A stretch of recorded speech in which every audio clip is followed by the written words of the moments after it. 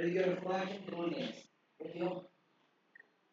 അപ്പം നമ്മള് ലെൻസിനകത്തോടുള്ള നമ്മള് റിഫ്രാക്ഷൻ ത്രൂ പ്ലെയിൻ സർഫസ് നമ്മൾ പഠിച്ചായിരുന്നു അല്ലേ? എന്തൊക്കെയാണ് എന്നുള്ള കാര്യങ്ങളൊക്കെ ഡീറ്റെയിൽ ആയിട്ട് പഠിച്ചായിരുന്നു. ഇനി നമ്മൾ പഠിക്കാൻ പോകുന്നത് എന്താ, ഇതിന്റെ ലെൻസ് എന്ന് പറയുന്ന ഒരു റിഫ്രാക്ഷൻ നടക്കുന്ന ഒരു എന്താണ് ഒപ്റ്റിക്കൽ ഇൻസ്ട്രുമെന്റ് ആണ്. അപ്പൊ അതിലൂടെ നടക്കുന്ന റിഫ്രാക്ഷനെ പറ്റിയാണ് നമ്മള് പഠിക്കാൻ. അപ്പം നോക്കിക്കോളൂ.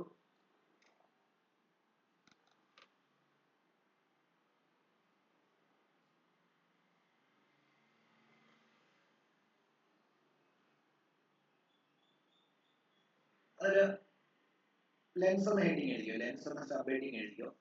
ലെൻസ് എന്ന് പറയുമ്പോൾ ഓർത്തോണം, it is a transparent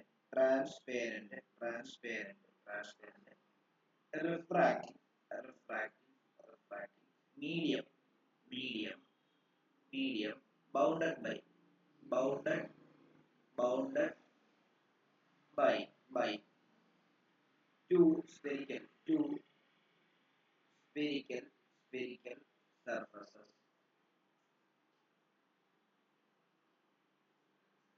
or one spherical surface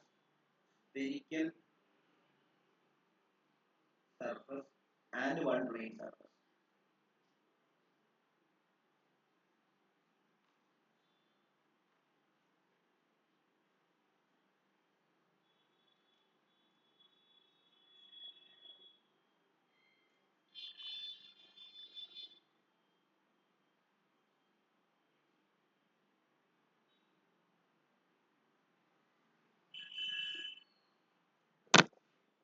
പെട്ടെന്നോട്ട് നേടിക്കണം, പഠിച്ചു പോകണം.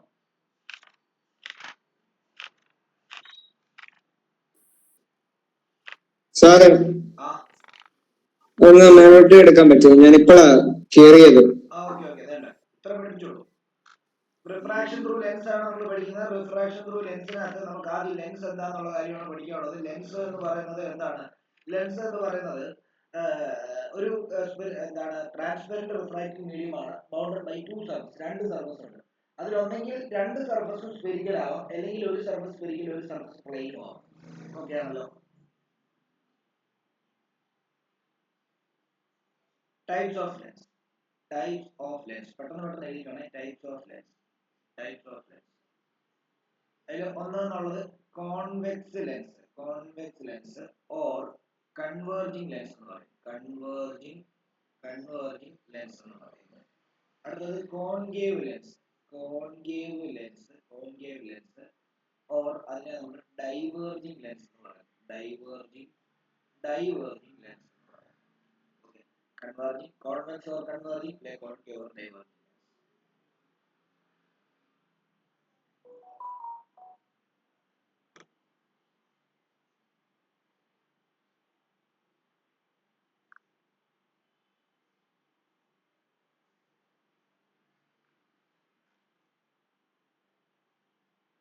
അടുത്തത് കോൺവെക്സ് ലെൻസ് എന്നാണ് എഴുതുകയാണ് ആദ്യം. കോൺവെക്സ്, അതിനെ പറ്റി പറയാമാണ്. കോൺവെക്സ് ലെൻസ് എന്ന് പറയുമ്പോൾ ലെൻസ് രണ്ട് നോക്കിയോ.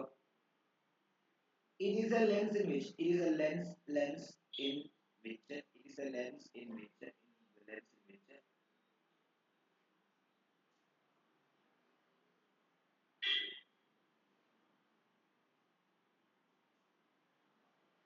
is thicker at middle and thinner at periphery.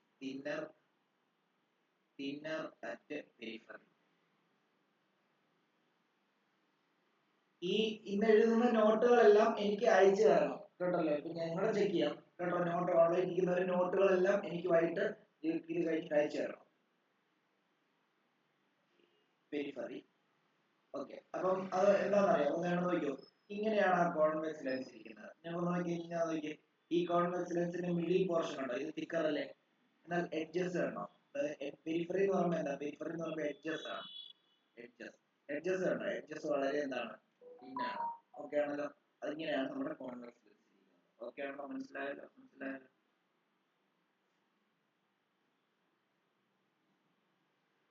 ഇനി ഇങ്ങനെ ഇരിക്കുന്നത് മാത്രമല്ല, കോൺവെക്സ് ലെൻസിന്റെ ടൈപ്പ് ഉണ്ട്. അത് വേണമെങ്കിൽ നമുക്ക് വേണമെങ്കിൽ ഇങ്ങനെ എഴുതാം, ബൈ കോൺവെക്സ് ഡോട്ട് എഴുതിയാൽ ബൈ കോൺവെക്സ് ഓർ അതിന് നമ്മൾ ഡബിൾ കോൺവെക്സ്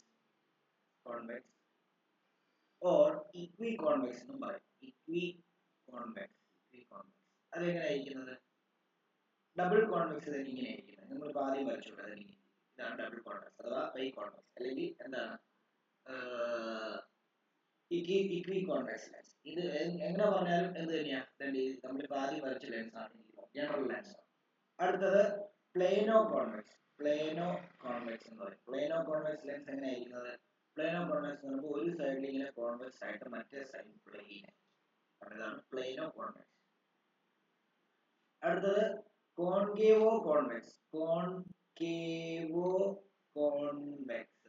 അപ്പം ഒരു സൈഡിൽ കോൺവെക്സ് തന്നെയായിരിക്കും, മറ്റേ സൈഡിൽ എന്തായിരിക്കും പറയുമ്പോൾ കോൺകേവ് പോലെ തന്നെ ഇങ്ങനെ.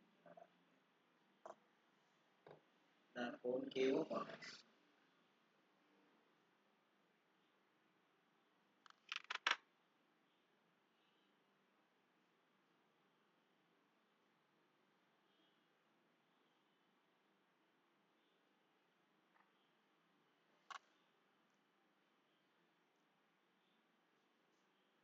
എഴുതിയോ?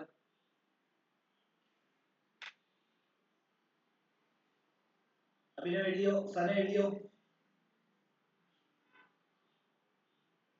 Yes, sir.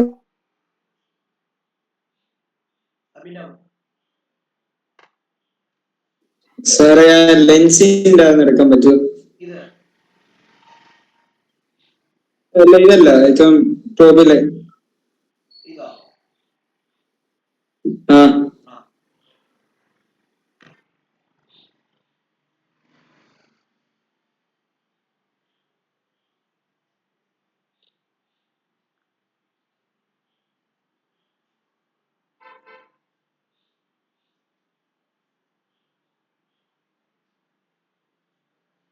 എഴുതി sir.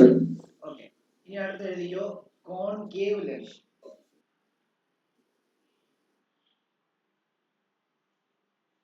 A lens in which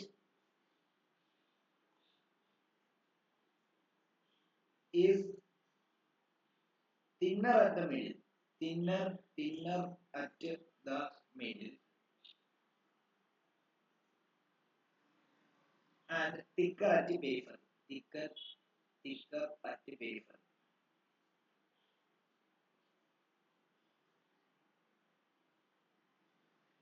Periphery എന്ന് പറയുമ്പോൾ edges. അപ്പോൾ അവിടെ അതിന്റെ ഒന്നാമത്തേത് നോക്കിക്കോളൂ. അതിന്റെ ടൈപ്പ് ആണ് അത് biconcave or double concave